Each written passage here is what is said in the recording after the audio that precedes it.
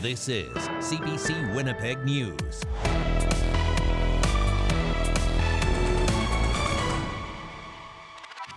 Good evening and thank you for joining us. I'm Austin Grabish. About 100 people gathered tonight to bring awareness to a 19-year-old First Nations woman who says she was attacked by a taxi driver on Sunday.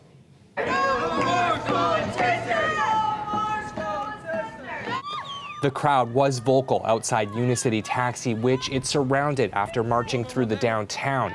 People took turns sharing their own negative experiences with the taxi company. 19-year-old Serenity Moroso told the crowd a taxi driver punched and dragged her when she tried to get out of the car early Sunday morning. She says she was left locked inside the cab and dragged onto the road. People who gathered tonight say they want to see change. Violence against our women need to stop. That we're sick of it. How many more women have to go missing and murdered? How many more of our women have to be disposed and cut up and thrown in the river like we're nothing? We were kind of like, wow, we're a bit scared, and then we thought this is something that shouldn't be happening. Unicity Taxi denies Moroso's account of what happened and says it was their own driver who was attacked. The cab company says it has surveillance video it has given to police that will clear its driver.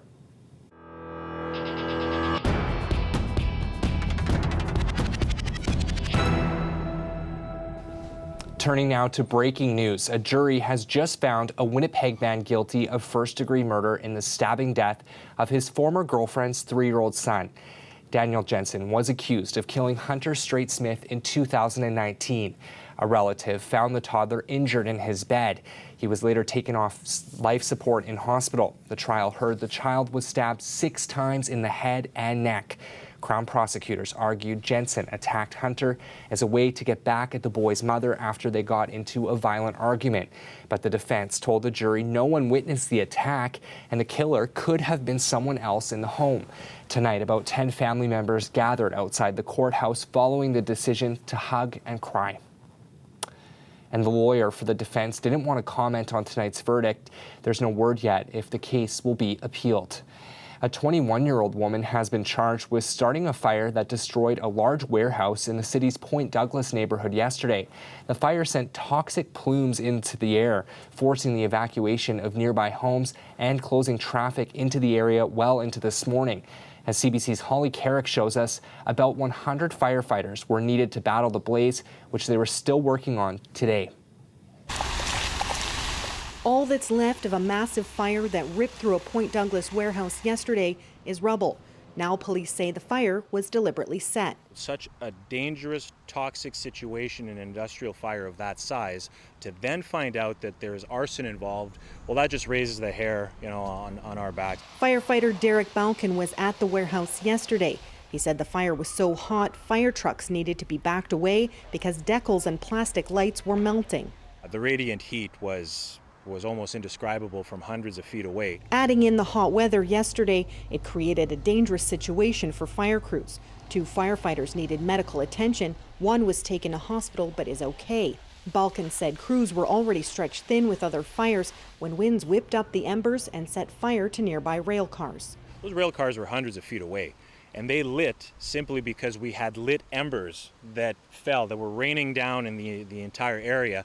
And of course, those were old rail ties covered in creosote and God knows what else. About 10 homes had to be evacuated. The Point Douglas Residents Committee says the fire was dangerously close to houses and the rail line that often carries hazardous materials. What we want to see are just even having basic regulations enforced. There are environmental regulations in place, but some of these industries are operating basically like carte blanche. They never get checked. The city says the property was last inspected in 2018. The warehouse is owned by Gateway Industries and has caught fire several times in the past.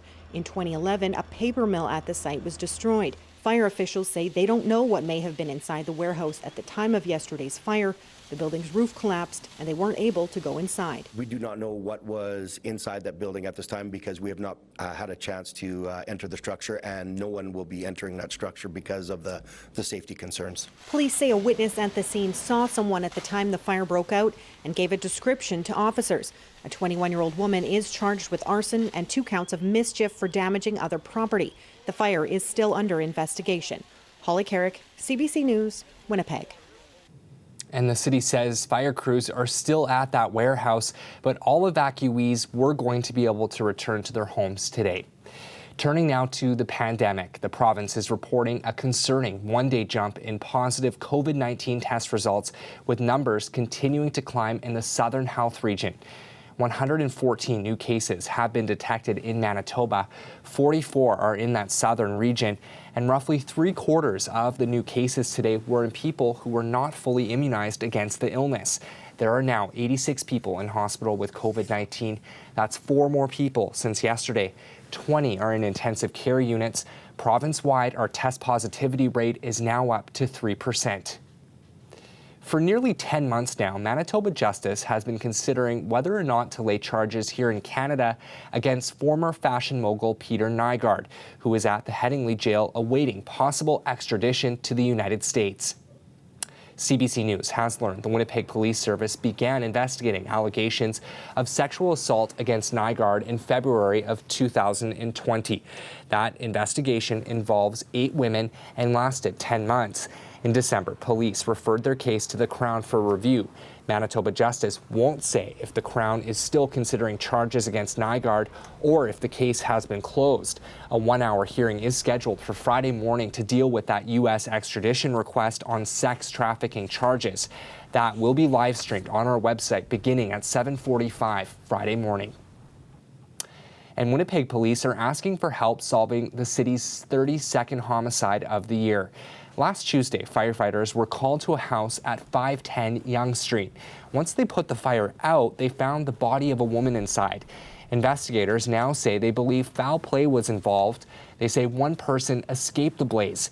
Police believe the fire was deliberately set after the woman was killed. They're looking for anyone who has information on the fire or the identity of the woman to come forward. Still ahead, weather specialist Holly Bernier is in next with her 7-day forecast for you when we're back in 60 seconds. This weather update is brought to you by Capital, Winnipeg's trusted Ford Lincoln dealership. Another hot and record-breaking day in southern Manitoba, capped off with some thunder showers throughout southern Manitoba. 15 degrees is what Winnipeg is going down to tonight with that chance of thunderstorms. The winds out of the northwest 20 gusting to 30 kilometers an hour. Tomorrow morning we're waking up to 16 degrees, much drier, a mix of sun and cloud to start the day. The wind still coming out of the north, and by the time we get to the afternoon, a high of just 22, which is going to feel cooler than we've had the last couple of days. Mostly cloudy skies for the afternoon. Let's have a look at where we're at right now on the map. You can see those showers in this hour right now, all the way down in southwestern Manitoba. That's going to continue to move eastbound as we get through the overnight tonight, and then that's going to show us some clearing skies as we head into Thursday afternoon. But take a look over at the southeastern corner as we get into Thursday and into Friday. We still have some more showers that are cropping up early Friday morning. That's going to move out into northwestern Ontario, and then it's your turn to get soaked. As for what we can expect for the next few days, well, Thursday we should see a high of 22, mix of sun and clouds, sunshine again for Friday and 24, and more sun and warm temperatures on the way to mid next week. That is your news in 10 minutes. Thank you very much for joining us tonight. We will see you tomorrow at 6 and 11. Have a great night.